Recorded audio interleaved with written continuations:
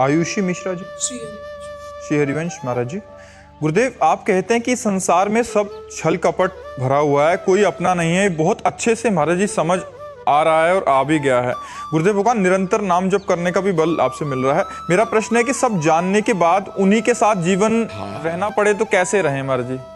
सब जानने के बाद अगर सब कोई छोड़ भी दे तो आप उनको नहीं छोड़ सकते। यही मोह है। आप देख लो करके, वो आपको घर से बाहर कर दे तो भी आप उन्हीं से प्यार करना चाहेंगे जो आपको गाली दे रहे हैं, जो आपके साथ छल कर रहे हैं, जो आपके साथ कपट कर रहे हैं। ये प्रबल भगवान की माया ऐसी है कि जो जानते हैं, हम जानते हैं वो हमारे साथ धोखा कर रहा है, जानते हो हमारे साथ छल कर रहा है, वो हमको प्यार नहीं कर रहा, फिर भी हमको उसी से प्यार करना पड़ेगा। ये माया है। मन हटा करके हम भगवान में नहीं लगा सकते, और भगवान में लगाए तो एक एक की चाल समझ में आ रही। तो यहाँ पाए जान जगत में सब जन कपटी कुटिल कलयुगी टंचु। कलयुग का प्रभाव, कपट, छल, ये सब चल रहा है, लेकिन हट नहीं सकते, वहीं जीना पड़ेगा, हट नहीं सकते। तो उनमें भगवत भाव करके जिया जाए। मेरे भगवान इस रूप में आए, मेरे भगवान है तो बच सकते हो, नहीं है बिल्कुल ड्रामा, बिल्कुल छल कपट है, कोई प्यार नहीं करता। अपनी वासनाओं की पूर्ति तक तो प्यार का नाटक चलेगा, और जिस दिन वासनाओं की पूर्ति नहीं होगी, प्रतिकूलता होगी, तो कोई प्यार करने वाला नहीं मिलेगा। आप सच्ची मान लीजिए। इसलिए भगवान से जुड़िए, राधा राधा नाम जप कीजिए, सब में भगवत भावना कीजिए। तुम्हारे साथ कोई छल करे करने दो, तुम छल मत करना। तुम्हारे साथ कोई कपट करे करने दो, तुम कपट मत करना, तो तुम भगवान के लाडले हो जाओगे।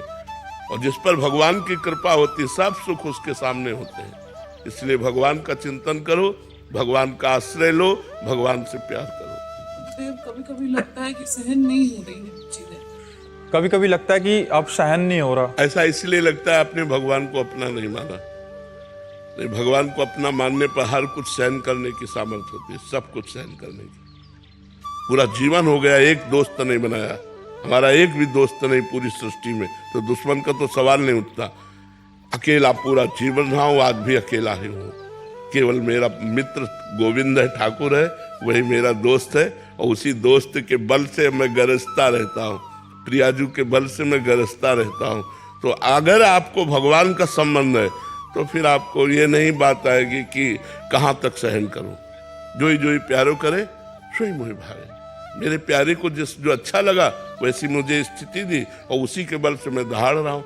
मुझे कोई शिकायत नहीं, ना भगवान से ना जगत से, कोई शिकायत नहीं। पर ये जरूर कहता हूँ कि यहाँ प्यार मत ढूंढना, यहाँ प्यार नहीं मिलेगा। यहाँ शोषण मिलेगा, पोषण नहीं मिलेगा। पोषण भगवान से मिलता है। अगर प्यार भगवान से कर रहे तो दुनिया प्यार करेगी, और भगवान से प्यार नहीं करे तो हर जगह धोखा मिलेगा। आज वासनाओं का खेल है, प्यार नहीं है। प्यार है तो प्यार का मतलब पहले समझे क्या कहते हैं। प्यार का स्वरूप ये है कि हम आपसे प्यार करते हैं, तो आपके सुख के लिए हम प्राण दे सकते हैं, आपके सुख के लिए हम अपने जीवन का बलिदान कर सकते हैं। प्यार में तो ये होता है कि जिसमें अपना प्यारा खुशी रहे, राजी रहे, सुखी रहे। जैसे आपसे हम प्यार करते हो, आपने उनसे प्यार कर लिया तो हमारा हृदय कहेगा तुम खुशी रहो। अगर तुम उनसे सुखी हो तो तुम सुखी रहो, भगवान तुम्हें सुख दे, मैं तुम्हारे बीच में कभी रोड़ा नहीं बनूंगी। यह है प्यार। प्यार ऐसा कहाँ है? ये तो केवल फिल्मों में दिखाई देता है, प्रगट में तो नहीं है। प्रगट में तो प्यार भगवान से करो तो आनंदित हो जाओगे, पर भगवान है नहीं प्रगट में, वो अव्यक्त परमात्मा है। तो उससे अव्यक्त से प्यार करना बड़ा कठिन है। जो दिखाई न दे, जिसे हम बात न कर सके, उससे प्यार करना। उससे प्यार कर लिया तो बाजी जीत गए। आप राधा राधा जपो, उससे प्यार हो जाएगा। आप कृष्ण कृष्ण जपो, उससे प्यार हो जाएगा। हम लोगों का जीवन उसी के प्यार से पला है, और वो इतना प्यारा है, इतना प्यार करने वाला है कि प्यार का समुद्र है वो।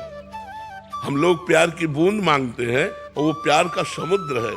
बस उससे प्यार कोई करके तो देखे, पर करना कठिन है, क्योंकि संसार से अपने प्यार को समेटकर प्रभु के चरणों में लगाना यही कठिन। सबकी ममता ताग बटोरी, मम पद मन ही बांध बरडोरी, ये सबसे कठिन काम है। और ये हो जाए तो साथ खेलता है परमात्मा, साथ खेलता है। अब हम लोग कदम कदम पर उसका प्यार, उसका दुलार, उसका संकेत, उसके इशारे सब जानते हैं। इस समय मेरे प्रभु का ये इशारा है, तुरंत वैसे ही हो गए जैसे प्रभु का इशारा है। मेरे प्रभु हर समय विराजमान है, मेरे सामने विराजमान है, हर समय बात है, हर समय खान पान, हर समय खेल कूद उन्हीं से होता है। अब ये बातें केवल बातों से नहीं होगा, जब हम साधना करेंगे तब समझ में आएगा।